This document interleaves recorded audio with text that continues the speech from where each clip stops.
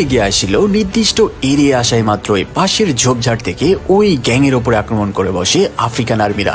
সেখানে বিদ্রোহী গ্যাংয়ের সংখ্যা অনেক কম থাকায় আর হঠাৎ চলন্ত অবস্থায় আক্রমণ করার ফলে তারা কোনো প্রতিরোধী করতে পারেনি। ফলে তারা সেখানে আফ্রিকান সেনাদের হাতে মারা পড়তে থাকে। আর এই কাহিনী কমান্ডোরা তাদের ড্রোনেও দেখতে থাকে। তারা দ্রুত সেখানে যায় আর সত্যি সত্যি সেখানে সকল বিদ্রোহীদের লাশ পড়ে থাকতে দেখতে পায়। তবে সেখানে একজন বিদ্রোহী তখনও বেঁচে ছিল। সে মারা যাওয়ার আগে জানায়, তোমরা কোনোভাবেই তোমাদের দেশে ফিরে যেতে পারবে না, কারণ ডেভিড আগে থেকেই এয়ারপোর্টের পুরো এরিয়া নিজের দখলে নিয়ে নিয়েছে।